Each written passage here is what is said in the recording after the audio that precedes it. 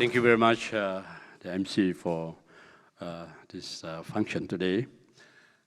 A very good evening to all, especially I'm sure you have had a very tiring 3 days trying to contribute into something which is very, very meaningful to not only to us, but to the world.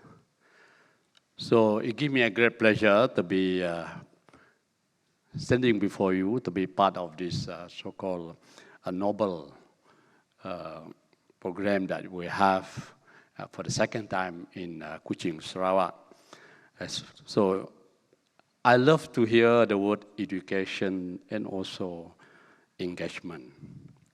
Nothing can we do without these two, but how much can we do without any other so-called synergistic, not only effort, but also it comes with the policy, with the authority, with law, and to be properly enforced.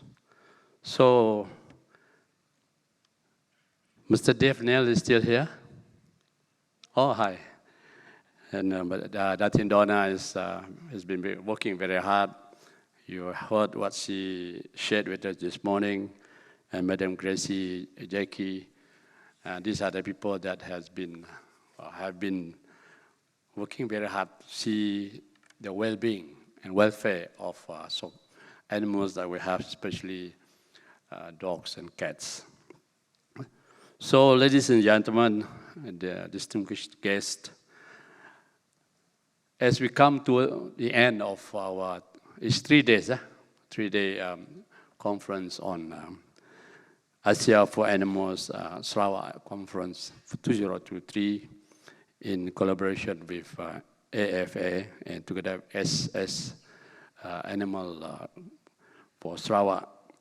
That is, we are thankful for a group of people who voluntarily trying to make a difference. So trying to make a change for the better for the animal.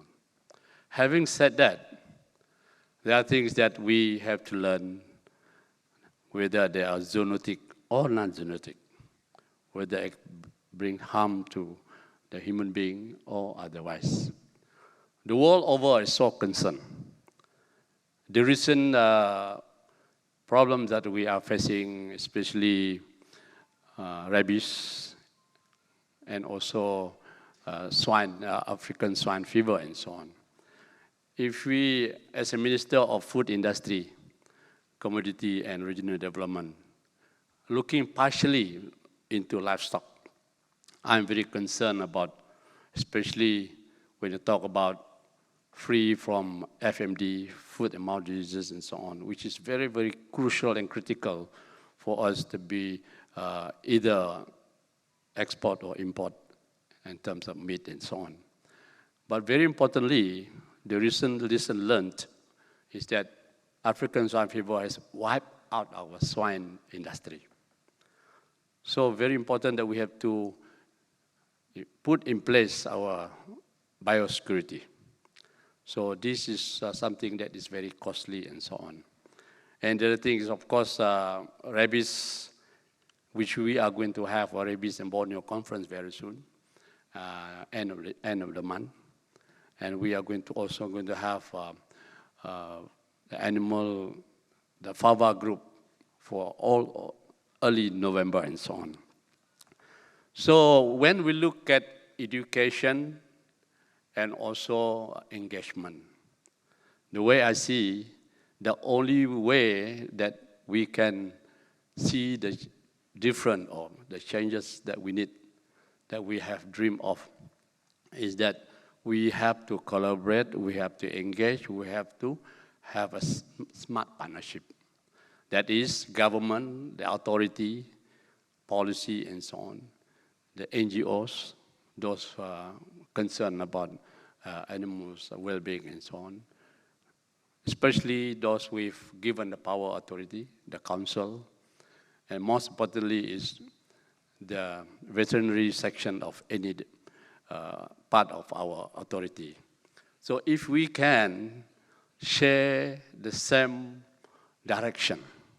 We have to sit down together, not in isolation. In order for us to have a synergistic effort, we must be putting our heads together. And today I'm very happy to see from all over the world that you people coming together to share your experiences, your expertise that which we in this part of the world really need at the moment. And how can we not only mitigate, how can we really put in a proper perspective the well-being of these animals. And I'm very thankful to Dato and the group, and also, of course, Daphne, that you have really focused on something that people sometimes have forgotten about. We are looking at the well-being of our being, human being, and so on. But little that we realize the zoonotic part or non-zoonotic part of it is still very, very relevant to our, especially our well-being. So I saw some of your outcome of your discussion and so on. Very interesting to read.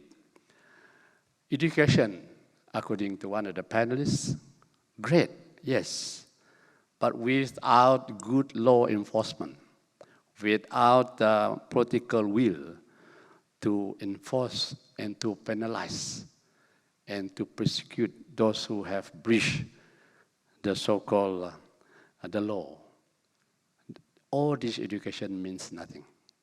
So therefore, has to be a holistic approach to how can we look after the well-being of all these animals. I think that is very relevant. That topic is very relevant. So I believe education is a pillar of which a future animal welfare stands. The awareness is the key. So government of Sarawak realized when we face rabies, there's no way that we can just finger pointing to certain relevant agencies, departments, and so on. We have to work together. So hence, therefore, we created by using some deployment of our manpower, those who actually can have some authority to look after the well-being of between the border between Kalimantan and Sarawak. We create IBET, the immune belt.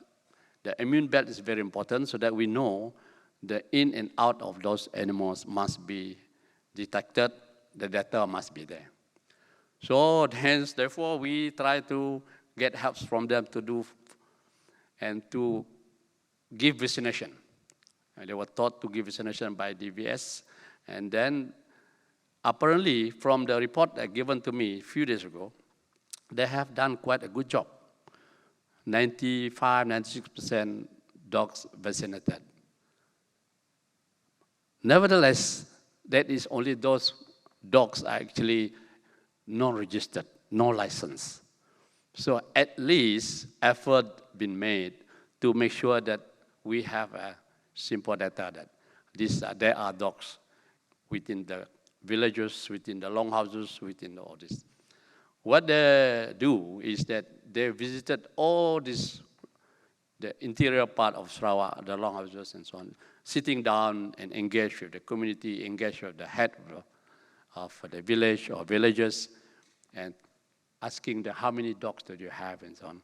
This dog need to be vaccinated though. They did vaccination. I saw the video. They only agree when Latin Donna said vaccine is free. Yes, any part of the world is all the same. So government is coming with free vaccination program that we have.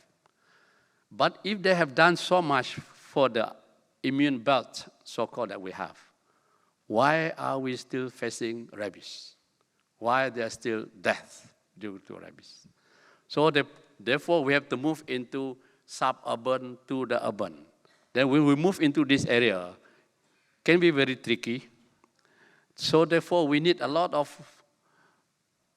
input and contribution from dog owners, from all of us, the NGOs and so on. Council especially. We have to spend money. I'm very happy that this morning the Right Honorable Premier said in the budget there will be funding for this. Because I know he has spent so much money, the public has spent so much money, and I asked that in Dona, they spend 30 to 50,000 a month just to maintain. And if we can have the contribution from the government, and therefore I think we should be able to create a very so-called pleasant things that we can have for the animals that we have, not like the over those days. I can share my experience dealing with especially dogs, the nearest to us, and the cats. We come from the longhouse. To us, dog is as good as something that we need to go for hunting. The dogs, actually, the least that we are taking care of. So when dogs become pets, that's where the dog have slightly better life. So that sort of perception must be changed. Dog is not meant to be a slave. But if you go into the interior part, dog meant to be a slave for hunting, for and so on, and without proper shelter, without proper food, and so on. So I agree with the panelists. You have to start from school. You have to start from the youngs, so that they know they have that heart in them, that they have to look after all this. These are the living things, as good as our being. So it is very sentimental. It has got to be very sentimental, so that you know how much effort you need to make sure that they are also having that comfortable life and so on. So next one will be the engagement. Of course, I mentioned the government authority and so on. The law must be there, and which we do have and so on. And at one time, we treated this as an emergency. We have our own committee looking after this. And before I came to this ministry, my predecessor is talking about how to help in terms of emergency and so on. So therefore, engagement is very important. Engagement here is not only those who are in the authority. It has to be everyone. We have to share collectively this effort to make sure the impact can be seen and effective. So if we can have that sort of direction from all of us, it is our responsibility. It is not yours, it is not anybody else, it's ours. That means we have to come together. And I appreciate very much the effort by this group, the AfA group, the SSPCA group, and so on. I don't know the word cruelty and so on, but I think it meant something. But in fact, for the well-being of all dogs and cats and so on, try to avoid the word cruelty, because it is something that we assume it is cruel. In fact, if we can work out something that make the life much more pleasant, livable for animals, that is the way forward for us. Not just trying to prevent cruelty and so on. Because by that kind of perception itself means before even we put effort, we know we have been cruel to all these animals. I think that is not right to start with. What we want to do is to make sure that if we want to have a comfortable life, they also want to have that same of the kind of comfort that we need. And a prime example here is that as such, insightful for Sarawak to understand animal welfare education, other parts of the world, in Taiwan and so on, where you can share, or you have shared here among yourself. And I understand that this evening and tonight you have a slightly more relaxed environment. Maybe you can still share. For those who come all the way from outside Malaysia, outside Sarawak, I'm very thankful to all of you to make an effort to be here. try to make an effort to stay slightly longer, to know, to feel how the hospitality of Sarawak, especially Sarawakian. This city of Kuching is known to be city of unity, one and only in Asia. If you can see walking along the street, people was just smiling, even if you are a stranger. It is something that is very natural. I used to share this with people whom I met, even those from outside. In fact, to us, it's a culture. It's not just practices. It is a culture. If you visit a longhouse, they will treat you like as if you are really, really invited, even though you just drop by or just say hi and so on. If you visit a longhouse, everything there, they will try their level best to make sure that it's something for you to remember by. That kind of culture, if you implies that into how do we treat animals, similar. So therefore, we have to share that sort of culture, not just practices. So the panelists bring three important perspectives to the discussion. One is managing use of wildlife that contribute to species which is endangered, like what we have here, orangutan and so on. And the role of regional conservation program that we have, and the advancing in research and so on. So ladies and gentlemen, continue to put effort, not just continue to work out things that we need to do, but to put effort to make sure that we are moving in the right direction. So in closing, I want to express my deepest gratitude and appreciation to all the panelists, all the speakers, those who share the experience, and those who have learned a lot, whether by ups and downs in your effort trying to make the best contribution to make sure that we can give the best for dogs and animals, and that should be given a comfortable life. And let us carry on this pursuit in our awareness program, the empathy that we have and action into our respective areas that way we are going to. As you leave Kuching, please remember that this is the platform that we always all together so that we can share. The next one, there will be more and more where we can whether go to China and go to any other part of the world. And your presence, your expertise, and your passion, especially, have made this conference a resounding success.